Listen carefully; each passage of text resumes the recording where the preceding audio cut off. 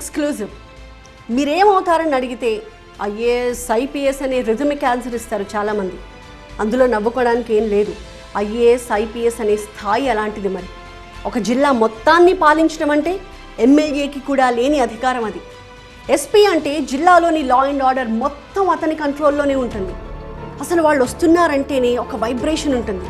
వీళ్ళు తప్పు చెయ్యరు అని ఒక రెస్పెక్ట్ ఇప్పటికీ ప్రజల్లో ఉంది. కోట్ల రూపాయలు ఖర్చు పెట్టి ట్రైనింగ్ ఇచ్చేదే ఏ తప్పు చేయకుండా ఉండేందుకే. అలాంటి ఐఏఎస్లు ఐపీఎస్ల పైన ఇప్పుడు నమ్మకం తగ్గిపోతుందా?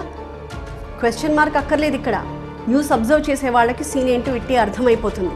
ఇంతకీ ఎక్కడ తప్పు జరుగుతోంది? పొలిటికల్ ఫ్రేమ్లో ఇరుక్కోవడం వలన, లేక విచక్షణ కోల్పోవడం వలన? డీటెయిల్గా చూద్దాం ఇవాల్టి ఎపిసోడ్లో. పిఎస్ఆర్ ఆంజనేయులు, కాంతి రాణా తాత, విశాల్ గున్ని, ఈ ముగ్గురి సస్పెన్షన్పై ఇప్పుడు దేశమంతా మాట్లాడుకుంటుంది. ఎందుకని? ముంబై నటి కాదంబరి జత్వానీని అరెస్ట్ చేసినందుకు వీళ్లపై వేటు పడింది. అరెస్ట్ చేస్తే తప్పేంటి అనా? ముందు వెనక ఆలోచించకుండా అరెస్ట్ చేస్తే ఏం జరుగుతుందో తెలియాలంటే ఈ ముగ్గురి సస్పెన్షన్లే పెద్ద ఉదాహరణ. డీజీపీ నివేదిక ఏం చెప్పిందంటే, కాదంబరి జత్వానీపై ఎఫ్ఐఆర్ నమోదు కాక ముందే, అంటే 2023 జనవరి 31న ఆమెని అరెస్ట్ చేయాలని విజయవాడ మాజీ పోలీస్ కమిషనర్ కాంతి రాణా తాత, ఐపీఎస్ అధికారి విశాల్ గున్నీకి మాజీ ఇంటెలిజెన్స్ చీఫ్ పిఎస్ఆర్ ఆంజనేయులు మౌఖిక ఆదేశాలు ఇచ్చారు. ఆ మరుసటి రోజే, అంటే ఫిబ్రవరి 1 ఫ్లైట్ టికెట్స్ కూడా బుక్ చేశారు ముంబై వెళ్ళడానికి. 2023 ఫిబ్రవరి 2న ఉదయం 6:30కి ఎఫ్ఐఆర్ ఫైల్ అయితే, గంట తర్వాత అంటే 7:30కే డీసీపీ విశాల్ గున్ని ముంబై బయలుదేరారు. అంటే కంప్లైంట్ ఏమీ లేకుండానే అరెస్ట్ చేయడానికి ముందస్తు ప్లాన్ జరిగింది అనడానికి పూర్తి ఆధారాలు దొరికాయి. ఇంతకీ ఆమెను అరెస్ట్ చేయడానికి ఎక్కడ ప్లాన్ చేశారు? సీఎంఓలో. సాక్షాత్తు ముఖ్యమంత్రి కార్యాలయం సాక్షిగా ఈ ఎపిసోడ్ జరిగింది. సో దీని వెనక పెద్దవాళ్ళు ఉన్నారని అనుమానిస్తోంది కూటమి ప్రభుత్వం. ఈ కేసులో నిజానిజాలు నిర్ధారించుకోకుండానే సీనియర్ ఐపీఎస్లు అరెస్ట్ వరకు వెళ్లడాన్ని తీవ్రంగా పరిగణించింది ప్రభుత్వం. అందుకే సస్పెన్షన్ వేటు వేసింది. గతంలో కూడా పెద్దోళ్ళు చెప్పారు కదా అని వచ్చిన ప్రతి ఫైల్పై సంతకాలు చేసేసిన ఐపీఎస్లు ఐఏఎస్లు ఉన్నారు. అలా సంతకాలు చేసి అనుమతులిచ్చి జైళ్లకు కూడా వెళ్లారు. జగన్ ఆస్తుల కేసుల్లో ఇరుక్కున్న సీనియర్ ఐఏఎస్ అధికారులే ఇందుకు పెద్ద ఉదాహరణ. ఫైల్స్ క్లియర్గా చూడకుండా క్లియర్ చేసినందుకు కేసుల్లో ఇరుక్కున్నారు, జైలు శిక్ష అనుభవించారు. సివిఎస్కే శర్మ, ఎస్వి ప్రసాద్, శ్రీలక్ష్మి, శ్యాంబాబు, రత్నప్రభ, ఆదిత్యనాథ్ దాస్, శామ్యూయల్, మన్మోహన్ సింగ్, ఈ ఐపీఎస్లపై ఎందుకు కేసులు ఫైల్ అయ్యాయో అందరికీ తెలిసిన విషయమే. పొలిటికల్ ఎగ్జిక్యూటివ్స్ చెప్పారని అన్ని చేసుకుంటూ పోయారు. చివరికి సిబిఐ కేసుల్లో ఇరుక్కుపోయారు. అసలు ఐఏఎస్ ఐపీఎస్ అధికారులు జైలుకు వెళ్ళడం ఏంటి? అంత పరిస్థితి ఎందుకు వస్తోంది? పొరపాటు వ్యవస్థదా, లేక నిక్కచ్చిగా ఉండలేని అధికారుల బలహీనతదా?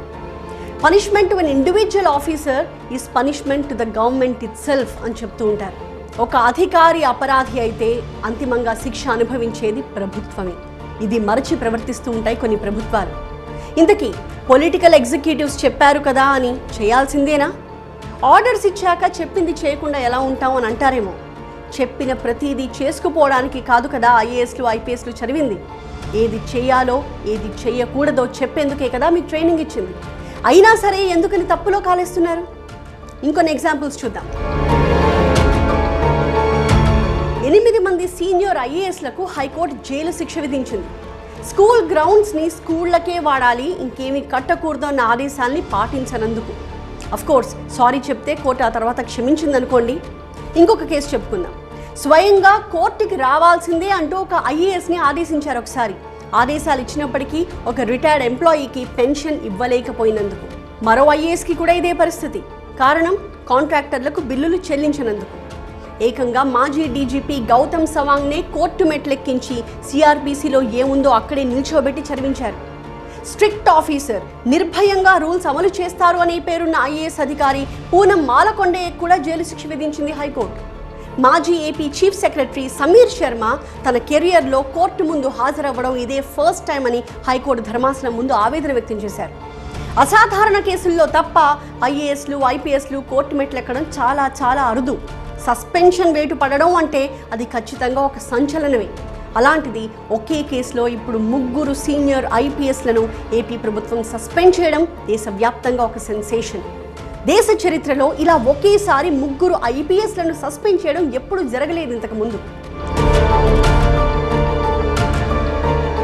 చెప్పింది ముఖ్యమంత్రి అయినా సరే నేనిది చేయను అనే అధికారం ఉన్నది ఆల్ ఇండియా సర్వీసెస్ అధికారులకు మాత్రమే. పొలిటికల్ ఎగ్జిక్యూటివ్స్ అంటే మంత్రులు, ముఖ్యమంత్రులతో పాటుగా ఎవరైనా దారి తప్పితే మీరు చేసేది తప్పు అని నిర్మోహమాటంగా చెప్పాలి. అసలు ఈ ఐఏఎస్, ఐపీఎస్ అధికారులను నియమించేది ఎవరో తెలుసా? వాళ్ళ చేతికి అపాయింట్మెంట్ ఆర్డర్స్ ఎక్కడి నుంచి వస్తాయో తెలుసా? స్వయంగా ప్రెసిడెంట్ ఆఫ్ ఇండియా నుంచి. రాష్ట్రపతి చేతుల మీదుగా ఉద్యోగాలు తీసుకునే వాళ్ళు ఆల్ ఇండియా సర్వీసెస్ ఆఫీసర్లు. అలాంటి అధికారులకు రాజ్యాంగానికి, చట్టాలకు వ్యతిరేకంగా పనిచేయమని ఎవరైనా చెబితే ఐఏఎస్లు, ఐపీఎస్లు చేయాల్సిన అవసరమే లేదు. మరి చేయకపోతే ముఖ్యమంత్రి, మంత్రులు ఏమీ చేయరా? ఏమీ చేయలేరు. బిజినెస్ రూల్స్ని అలా ఫ్రేమ్ చేశారు. మన రాజ్యాంగం పూర్తి రక్షణ ఇస్తుంది అలాంటి ఐఏఎస్, ఐపీఎస్ అధికారులకి. రాజ్యాంగంలోని ఆర్టికల్స్ 211, 309, 310 ఆల్ ఇండియా సర్వీసెస్ ఉద్యోగులకు పూర్తి రక్షణ కల్పిస్తాయి. ఆ కారణంగా ఐఏఎస్, ఐపీఎస్లను సస్పెండ్ చేసే అధికారం ముఖ్యమంత్రికి కూడా లేదు. అంత పవర్ఫుల్ ఐఏఎస్, ఐపీఎస్లు అంటే. ఒక్కసారి రాజకీయ నాయకుల ప్రమాణ స్వీకారాన్ని గుర్తు చేసుకుందాం.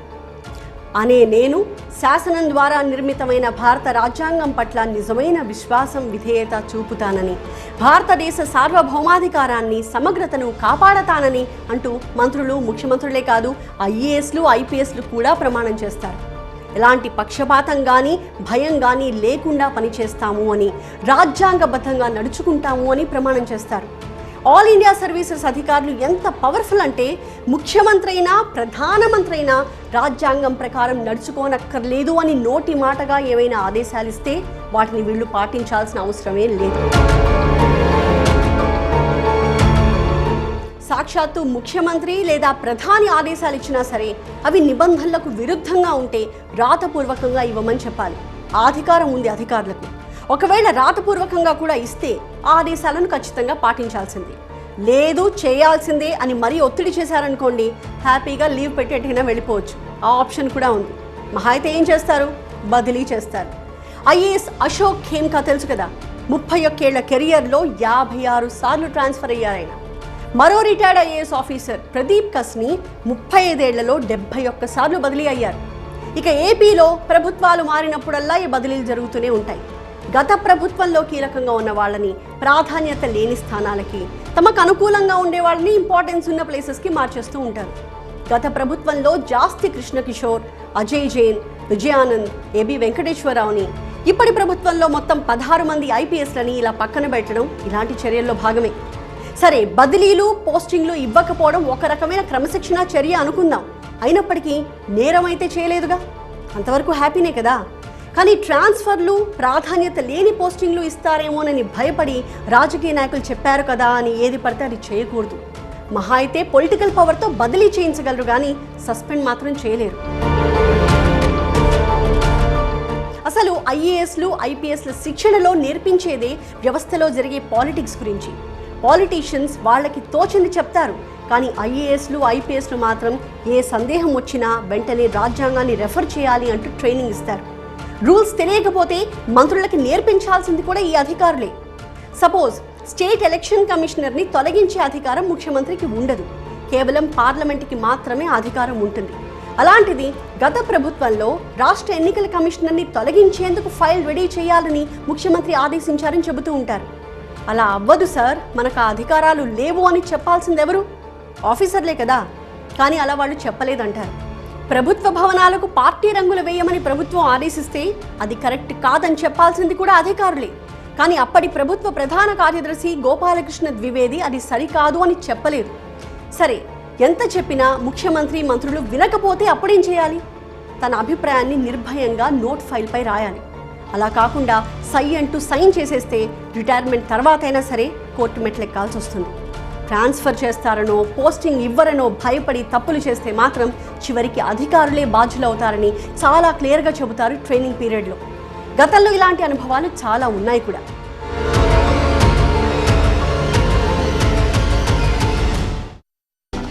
ఇన్ని చెప్తున్నారు కదా, మరి ఏపీలో 3 ఐపీఎస్లను ఎందుకు ఏ అధికారంతో సస్పెండ్ చేశారు అని అడగచ్చు.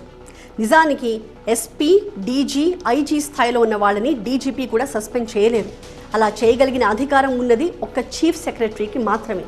అందుకే ఏపీలో 3 సీనియర్ ఐపీఎస్లను సస్పెండ్ చేసిన ఉత్తర్వుల మీద చీఫ్ సెక్రటరీ సంతకం ఉంటుంది. సస్పెండ్ చేశాం, ఇక మా పని అయిపోయిందని చేతులు దులుపుకోవడానికి వీల్లేదు. ఎందుకు సస్పెండ్ చేశారు అన్న సహేతుకమైన కారణాలతో యూపీఎస్సీకి సమాధానం చెప్పాలి. ఏ కారణంతో, ఏ ఆరోపణలతో, ఏ ప్రాథమిక ఆధారాలతో అలా చేశారో డీటెయిల్డ్ డాక్యుమెంటేషన్తో యూపీఎస్సీకి వివరించాలి. సస్పెన్షన్కే మరి ఇంత ప్రాసెస్ ఉంటే ఇక ఐఏఎస్లు, ఐపీఎస్లను డిస్మిస్ చేయడానికి ఎంత ప్రాసెస్ ఉంటుంది? పైగా రాష్ట్ర ప్రభుత్వాలు అధికారులను సస్పెండ్ మాత్రమే చేయగలవు. డిస్మిస్ చేయాలంటే మళ్ళీ యూపీఎస్సీకి అధికారం ఉంటుంది. యూపీఎస్సీ మెంబర్స్ ఆమోదం తెలిపితేనే అధికారిని డిస్మిస్ చేయడం జరుగుతుంది. ఏబీ వెంకటేశ్వరరావు ఎపిసోడ్ చాలామందికి తెలుసు కదా. ఆయన్ని జగన్ ప్రభుత్వం 2 సార్లు సస్పెండ్ చేసింది. అక్కడితో ఆగకుండా ఏబీని డిస్మిస్ చేయాలి అంటూ యూపీఎస్సీకి లెటర్ కూడా రాసింది గత జగన్ ప్రభుత్వం. కానీ యూపీఎస్సీ ఆ పని చేయలేదు. తాము ట్రైన్ చేసిన అధికారులు తప్పులు చేయరు అనేది యూపీఎస్సీకి ఉన్న నమ్మకం. అలా ఉంటుంది వాళ్ళ ట్రైనింగ్. అందుకే డిస్మిస్ చేయాలి అని లేఖ రాస్తే ఆమోదం తెలపలేదు. పైగా సస్పెన్షన్ వేటు వేయగానే అంతా అయిపోదు. సెంట్రల్ అడ్మినిస్ట్రేటివ్ ట్రిబ్యునల్లో అప్పీల్ కూడా చేసుకోవచ్చు. అక్కడ కూడా న్యాయం జరగకపోతే హైకోర్టుకి, అక్కడి నుంచి సుప్రీంకోర్టుకి కూడా వెళ్ళొచ్చు అధికారి. సో ఎక్కడికక్కడ ఆల్ ఇండియా సర్వీసెస్ అధికారులకు రక్షణ ఉంటుంది. అయినా సరే స్వామి భక్తి, పక్షపాతం ప్రదర్శించాలి అనుకుంటే మాత్రం ఎప్పుడో అప్పుడు ఖచ్చితంగా కేసుల్లో ఇరుక్కునే ప్రమాదం ఉంటుంది. కేంద్ర, రాష్ట్ర ప్రభుత్వాల్లో పనిచేసే వారిని ప్రభుత్వోద్యోగులు అంటారు. ఐఏఎస్, ఐపీఎస్లను మాత్రం సివిల్ సర్వెంట్స్ అని ప్రత్యేకంగా పిలుస్తారు. ఎందుకని? ప్రభుత్వ విధానాలను రూపొందిస్తారు, అమలు చేస్తారు కాబట్టి. వ్యవస్థల్ని నడిపించేదే వీళ్ళు. అందుకే ఆల్ ఇండియా సర్వీసెస్కి ఎంపిక అవ్వడం అంత ఈజీ కాదు. అసలు ఐఏఎస్, ఐపీఎస్ అనగానే ఎగ్జామ్ రాస్తాం, సెలెక్ట్ అవుతాం, పోస్టింగ్ తీసుకుంటాం అని కట్టే కొట్టే తెచ్చేలా చెప్పేయచ్చు. నిజానికి ఈ ఎగ్జామ్ పెట్టేది సెలెక్షన్ కోసం కాదు, ఎలిమినేషన్ కోసం. సరైన వ్యక్తిని ఎంపిక చేయడానికి జరిగే ప్రాసెస్ ఇది. ముందు ప్రిలిమ్స్ రాయాలి, సెలెక్ట్ అయితే మెయిన్స్, ఆ తర్వాత ఇంటర్వ్యూ. దేశవ్యాప్తంగా కొన్ని లక్షల మంది పరీక్ష రాస్తే మెరిట్స్ ఉన్న వారిని మాత్రమే ఎంపిక చేస్తారు. అందులో నుంచి మళ్ళీ కొంతమందిని ఫిల్టర్ చేస్తూ ఉంటారు. సాధారణంగా ఇంటర్వ్యూ అనగానే నాలెడ్జ్ టెస్ట్ అనుకుంటారు. కాదు, అందులో జరిగేది personality, attitude and background test. Selection బోర్డులో కొంతమంది సైకాలజిస్టులు కూడా ఉంటారు. సమాధానాన్ని కప్పిపుచ్చుతున్నాడా లేక నిజాయితీగా చెప్తున్నాడా అని అబ్జర్వ్ చేస్తారు. రేపొద్దున్న ఒక జిల్లా మొత్తాన్ని నడిపించాల్సిన వ్యక్తి కదా అతను. సెక్యూరిటీ ఫోర్సెస్ని లీడ్ చేయాల్సిన ఆఫీసర్ అతను. సో పుస్తకాల్లో మునిగిపోయిన వాళ్ళని కాకుండా చుట్టుపక్కల సిచ్యువేషన్స్ అన్నింటినీ అబ్జర్వ్ చేస్తూ వెళ్లే వారిని ఏరి కోరి ఎంపిక చేస్తారు. ట్రైనింగ్ సెషన్లో ఎథిక్స్, ఇంటిగ్రిటీ ఉంటుంది. ఒకవేళ మీరే ఆ స్థానంలో ఉంటే, మీకే ఆ సమస్య వస్తే ఎలా రియాక్ట్ అవుతారు, ఇవన్నీ కూడా టెస్ట్ చేస్తారు. ఇండియన్ సివిల్ సర్వీసెస్కి కావాల్సింది సైంటిస్టులు కాదు, మనసుతో చూసేవాళ్ళు, కామన్ సెన్స్తో ఆలోచించేవాళ్ళు, న్యాయం, చట్టపరంగా దాన్ని అమలు చేసేవాళ్ళు. ఇంటర్వ్యూలో బోర్డు మెంబర్స్ కావాలనే వాళ్ళని ఇరిటేట్ చేస్తూ ఉంటారు ఒక్కోసారి. ఎందుకు? రేపొద్దున్న ఆ వ్యక్తి జనం మధ్యలోకి వెళ్ళాలి. ఒక్కోసారి జనం కోపాన్ని కూడా వీళ్ళు చూడాల్సి వస్తుంది. ఒక సాధారణ వ్యక్తి నుంచి పాలిటిక్స్లో అత్యున్నత హోదాలో ఉన్న వాళ్ళందరినీ కూడా వీళ్ళు డీల్ చేయాలి. అలాంటి టైంలో ఎంత కామ్గా ఉంటున్నారో అబ్జర్వ్ చేస్తారు. ఒక ఐఏఎస్, ఒక ఐపీఎస్ ఎలా ఉండాలో 2 ఏళ్ల పాటు ట్రైనింగ్ ఇస్తారు. ఈ శిక్షణలో విలేజ్ క్యాంప్స్ కూడా ఉంటాయి. అక్కడ వాళ్ళ కష్టాలు, జీవన విధానం గురించి వీళ్ళు తెలుసుకుంటారు. వాటికి పరిష్కారాలను ఆ ట్రైనింగ్ సెషన్లోనే వీళ్ళు నేర్పిస్తారు. Management and behavioural science, political concepts, constitution of ఇండియాపై ఫౌండేషన్ కోర్సెస్ ఉంటాయి. రాజ్యాంగం, చట్టాలు, ప్రజా సంబంధాలు, అడ్మినిస్ట్రేషన్ ఇవన్నీ కూడా ట్రైనింగ్లో నేర్పిస్తారు. ఎలా చేస్తే తప్పవుతుంది, ఎలా చేయకపోతే తప్పవుతుంది. ఐఏఎస్, ఐపీఎస్ ట్రైనింగ్లో ఇవన్నీ కూడా చాలా క్లియర్గా చెప్తారు. ట్రైనింగ్ సెషన్లో అయినా సరే ఈ సబ్జెక్ట్పై మళ్ళీ ఎగ్జామ్ ఉంటుంది. సో ఐఏఎస్ లేదా ఐపీఎస్ తప్పు చేశాడు అంటే అది పూర్తి స్పృహతోనే తప్ప తెలియకైతే కాదు. తెలిసి కూడా వాళ్ళు తప్పు చేశారంటే ఇక క్షమించడానికి వీల్లేదు. కాదంబరి జత్వానీ కేసులో కానీ, ఈ రాజకీయ చదరంగం వల్ల వాళ్ళు ఇరుక్కున్న కేసుల్లో కానీ రిమార్క్ పడింది అంటే కారణం ఎక్కడో అక్కడ సివిల్ సర్వెంట్స్ కాంప్రమైజ్ అవ్వడమే. అఫ్కోర్స్ కొన్నిసార్లు రాజకీయ పగ కూడా ఉంటుంది, కావాలని ఇరికించే ప్రయత్నం కూడా జరుగుతూ ఉంటుంది. అలాంటి వాటికి అధికారులు భయపడాల్సిన అవసరమే లేదు. ఎందుకంటే ఐఏఎస్లు ఐపీఎస్లకు అండగా నిలబడడానికి చాలా వ్యవస్థలున్నాయి. కడిగిన ముత్యంలా బయటపడడానికి బోలెడు అవకాశాలున్నాయి. ఏపీలో 3 ఐపీఎస్ల సస్పెన్షన్ కేవలం రాజకీయ కక్షతో జరిగిందా, లేక నిజంగానే వాళ్ళు తప్పు చేశారా అనేది ఇకపైనే తేలుతుంది. అదేంటో ప్రభుత్వాలు మారగానే అధికారులే ఫస్ట్ టార్గెట్స్ అవుతున్నారు. ఇది ఒక్క ఏపీకే పరిమితం కాలేదు, దేశమంతా ఉంది. కాకపోతే తెలుగు రాష్ట్రాలు ఇంకాస్త ఎక్కువగా ఉందంతే. ఈ రాజకీయ చదరంగం ఉంది చూశారు, అందులో సివిల్ సర్వీస్ ఆఫీసర్లు కూడా పావులే. వర్గాలుగా విభజించడం, కొందరిపై ఫలానా వర్గంగా ఒక ముద్ర వేయడంతో ఆటోమేటిక్గా ఐఏఎస్లు ఐపీఎస్లు ఇంకొంతమందికి దగ్గర కావాల్సి వస్తుంది. అందరి గురించి అనట్లేదు ఇక్కడ, పర్టికులర్గా కొంతమంది గురించి. ఆ పరిస్థితి తెచ్చింది పాలిటిక్సే, అందులో నో డౌట్. పొలిటికల్ డివిజన్ కారణంగా స్వామి భక్తితో కొంతమంది, అనివార్య కారణాలతో ఇంకొంతమంది ఇరుక్కుపోవాల్సిన పరిస్థితి. ఎప్పుడైతే అలా ఇరుక్కుపోయారో, ఎప్పుడైతే వాళ్ళు ఫలానా వాళ్ళ ఆఫీసర్లు అని ముద్రపడ్డారో, ఆ తర్వాత వచ్చే ప్రభుత్వం వాళ్ళని ఖచ్చితంగా సైడ్ చేసేస్తోంది. కావాల్సిన వాళ్ళని అందలం ఎక్కించడం, ముద్రపడిన వారిని టార్గెట్ చేయడం, ఇలా మారిపోయింది వ్యవస్థ.